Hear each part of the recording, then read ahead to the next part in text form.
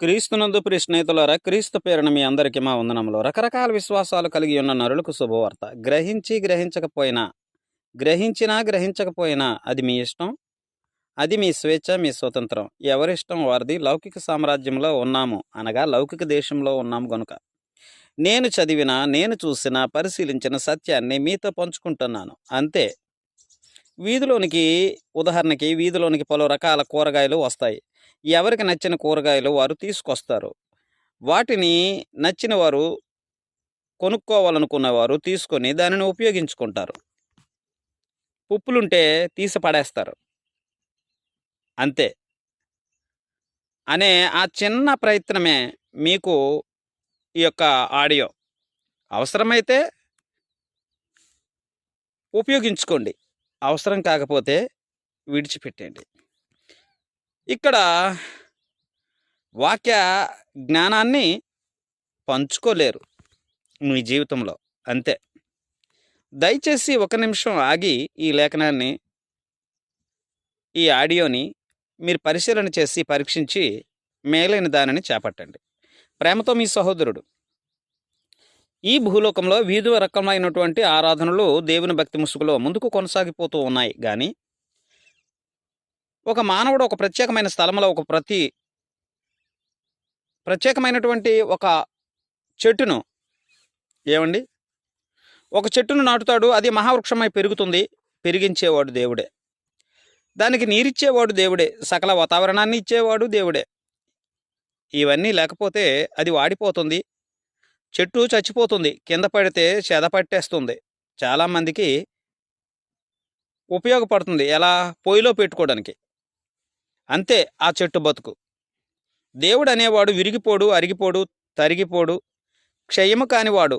ఎంత బలమైన చెట్టు అయినా, స్పీడ్గా వీసే విలువైన బలమైన గాలి ఎంత పగడబందితో కొన్నిసార్లు బలమైన గాలి తుఫానులు, భయంకరమైనటువంటి తుఫానులు, గాలిని సృష్టించేది దేవుడే. అది ఆ చెట్టు మీదకి వస్తే ఆ చెట్టు వేళ్లతో పెకలింపబడి పడిపోతుంది. గతసారి ఉదిత్ తుఫానికి విశాఖపట్నంలో ఉన్న మర్రి వృక్షాలన్నీ కూడా బోల్తా కొట్టేశాయి. ప్రియమైనటువంటి స్నేహితులారా, ఆ బలమైనటువంటి గాలిని ఎదుర్కొనే దమ్ము ఏ చెట్టుకి లేదు, ఏ మనిషికి లేదు, ఏ కొండలకి లేదు, ఏ పర్వతాలకి లేవు. పర్వతాలే కరిగి పొర్లి పారుతాయి. కొన్ని లోయలు ఏర్పడతాయి. కొండ శిఖరాలు విరిగిపడి కొన్ని పెద్ద పెద్ద ప్రాజెక్టుల్లో పడితే ఆ ప్రాజెక్టులు కుమిలిపోయి వరద నీరు వచ్చి అనేకమైన ఊళ్ళు, గుళ్ళు, గోపురాలు అన్నీ కొట్టుకుపోతాయి. కానీ వీటిని ఆపగలిగే శక్తి ఎవరిది? దానిని సృష్టించినటువంటి సృష్టికర్తదే. అలా దేవుడు ఉన్నాడని నమ్మి ఉన్నాను. గుడి గోపురాల్లో ఉన్నటువంటి రాతి శిల్పాలను చెక్కుకొని దేవుడు అని పూజిస్తున్నారు. వారిష్టం. అయితే పెద్ద పెద్ద గుడి గోడలే కొట్టుకుపోతాయి. గుడి గోడలే ఇలా ప్రకంపనలు కలిగించేవాడు దేవుడే. అందులో మనం అనుకున్నటువంటి దేవుడు ఉంటే ఎందుకు కొట్టుకుపోతాడు? ఎందుకు ఇరిగిపోతాడు, పడిపోతాడు? ఆలోచించాలి ప్రియమిత్రమా. ఇంత బలమైనటువంటి తుఫాని, సునామీ, భూకంపాలు పుట్టించింది ఎవరు అని ఆలోచిస్తే దేవుడే. పంచభూతముల వికటమైన వేండ్రముతో లయమైపోవును అని దేవుడు సెలవిస్తున్నాడండి పరిశుద్ధ గ్రంథంలో. గనుక ప్రతి క్షణం, ప్రతి నిమిషం మనము ఇవన్నిటినీ, సృష్టిని పూజించడం, సృష్టిని సేవించడం, సృష్టిని గౌరవించడం మానవుడు చేస్తున్నటువంటి అలవాటు అయ్యింది. గనుక అదే రాయిని పగలగొట్టి బొమ్మను చేస్తాడు, దాన్ని దేవుడు చేస్తాడు, దానికి పూజలు పునస్కారాలు చేస్తాడు. అందులో మొక్కలు, చిన్న చిన్న మొక్కలు ఉంటాయి కదా, ఆ మొక్కలు పునాదిలో వేసుకుంటాడు. కొంతమంది ఏమో ఈ చిన్న చిన్న మొక్కలని మరి కొద్దిగా మొక్కలు చేసి కాళ్ళ కింద సీసీ రోడ్లుగా ఉపయోగించుకుంటాడు, కాంక్రీట్గా ఉపయోగించుకుంటాడు, పిండి చేసి సిమెంట్గా ఉపయోగించుకుంటాడు. ఇదంతా మన కాళ్ళ కింద సమస్తము ఉంది. ఈ సమస్తము మన కాళ్ళ కింద దేవుడే పెట్టి ఉన్నాడు. అయ్యో, ఏంటి ఇలా ఉంది నా యొక్క పరిస్థితి అని కొద్దిగా ఇంకిత జ్ఞానం కూడా ఉండకుండా ఎవరికి నచ్చిన పద్ధతిలో భక్తి ముసుగులో వెళ్ళిపోతున్నారో వీటన్నిటిని తయారు చేయవాడు దేవుడు కదా అనే ఆలోచన, విజ్ఞానం లేకుండా పోతుంది. మనిషి దేవుడిని చేస్తే మనిషి గొప్పవాడా, శిల గొప్పదా? శిలను చేసి దేవుడు అంటున్నావు. ఏమండి, నువ్వు చేసింది దేవుడు ఎలా అవుతుంది? నిన్ను చేసింది దేవుడైతే, నిన్ను దేవుడు చేస్తే నీవు దేవుడిని ఎలా చేయగలవు? ఏమండి, ఆకాశ మహాకాశాల పట్టజాలని దేవుడిని నువ్వు ఎలా చేయగలవు అనే ఆలోచన లేకుండా మనం వెళ్ళిపోతున్నామండి. శిలను చేసింది మనిషి, ఈ మనిషిని చేసింది దేవుడైతే దేవుడు గొప్పవాడు కదా. మనలను పుట్టించకమనిపై ఈ సృష్టిని తయారు చేశాడు. ఏమండి, మన కోసమే. ఎంత గొప్పవాడైనా ఈ మనిషి దేవుని పోలిక గనుక, దేవుని స్వరూపము గనుక ఆదికాండము 1:26లో ఉన్నదండి. అందుకని ఇవన్నీ మనం చేయగలుగుతున్నాము, ఇవన్నీ కనుగొనగలుగుతున్నాము, దేవుని తెలుసుకోగలుగుతున్నాము, ఎన్నో విచిత్రమైనటువంటి ఆశ్చర్య కార్యాలు కనుగొనగలుగుతున్నాము. ఆశ్చర్యమే, ఇవన్నీ దేవుడు నీకు నాకు ఇంతటి జ్ఞానం ఇచ్చాడండి. నీకు ఈ జ్ఞానం ఉన్నా ఇచ్చిన దేవుడని నీవు మర్చిపోయావు ప్రియమిత్రమా. ఆయన సర్వశక్తిమంతుడు, ఆయన అదృశ్యుడు, ఆయన అక్షయుడు, ఆయన అమరుడు అని బైబిల్ మాత్రమే తేటగా చెప్పుతుంది. ఆయన చూసే నరుడు బ్రతుకుడు గనుక ఆయన ఈ లోకానికి ఆయన పిరికుమారుని పంపించి ఆయన తేజస్సు, ఆయన ఉనికి, ఆయన మూర్తి మంతము, ఆ సర్వోన్నతుని శక్తిని కనపరిచాడండి, బయలుపరిచాడండి. క్రీస్తుని విశ్వసించే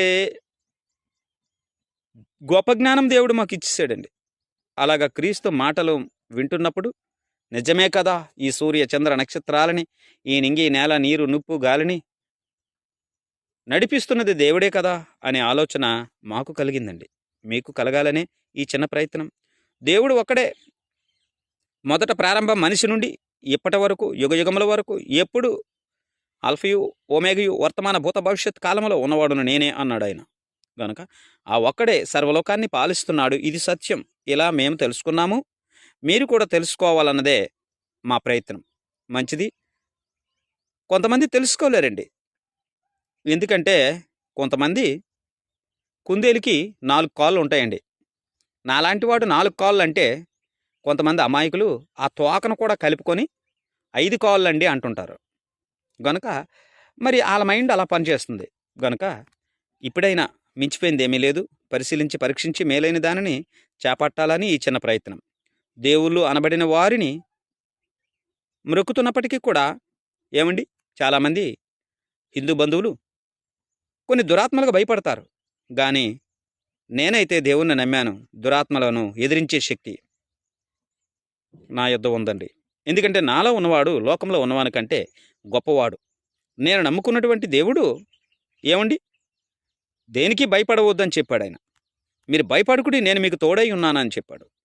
ఈరోజు చాలామంది ఇంద్రజాలకులు కానీ, శకునిగండ్రులు కానీ, మంత్రికులు కానీ, తాంత్రికులు కానీ, గారి విద్యలు గలవారు కానీ, చేతబడి శక్తులు గలవారు కానీ, ఎటువంటి దురాత్మ శక్తులు కానీ నన్నేమీ చేయవని, ఈ శక్తులన్నిటికీ మించిన శక్తి సర్వశక్తి గల దేవుడని నమ్మి ఉన్నాను గనుక నా దేవుడు నన్ను అలా కాపాడుతాడని నాకు దృఢ విశ్వాసం కలిగి ఉన్నదండి. నేను చనిపోతే మరో లోకానికి అనగా పరలోకానికి వెళ్తానని, ఆ పరలోకంలో పరిశుద్ధుడైనటువంటి దేవుని ఎదుట నిరంతరము నిత్యము యుగయుగాలు సజీవంగా ఉంటానని నాకు ఒక దృఢమైన విశ్వాసం కలిగింది ద బైబిల్ ద్వారా. అన్ని సినిమాలు చూసుకొనే వచ్చాను. ఏమండి, మా తాతల ముత్తాతల నుంచి భయంకరమైనటువంటి విగ్రహారాధికులే ఇవన్నీ చూసుకొని వచ్చాను. చివరికి బైబిల్కి బందీ అయ్యాను. ప్రతి ఒక్కరు బైబిల్ చదివితే తప్పక బందీ అవ్వాల్సిందే. ఎందుకంటే అది దేవుని చట్టం. అది దేవునికి మానవులకు ఉన్న ప్రేమలేఖ. 100% క్లుప్తంగా చదివితే, పరిశీలించి చదివితే, పరీక్షించే మేలైన దానిని చేపట్టే హృదయాలు మీకు తెలిసిపోతాయండి. మీ హృదయాలు మీకు తెలిసిపోతాయండి. నిజమే కదా అని చదవకపోతే ఏమీ తెలియదండి. ఏమండి, ఒక డాక్టర్ కోర్సు, ఒక IAS IPS కోర్సు చదివితేనే దాంతో విలువ తెలుస్తుంది. అలాగే బైబిల్ చదివితే దేవుని విలువ తెలుస్తుంది. మానవులకి దేవునికి ఉన్నటువంటి ప్రేమ బంధాన్ని తెలుస్తుంది. ఇలా మేము తెలుసుకొని ముందుకు సాగుతున్నాము. మరి వింటున్నటువంటి ప్రతి ఒక్క స్నేహితుడు, సహోదరులు, నా భారతీయులు అందరూ కూడా, నా సహోదరులు అందరూ కూడా ఈ విషయాన్ని పసిగట్టాలని ప్రభు పేరిట తెలియపరుస్తున్నా. మీ సహోదరుడు జి ఆశీర్వాదం.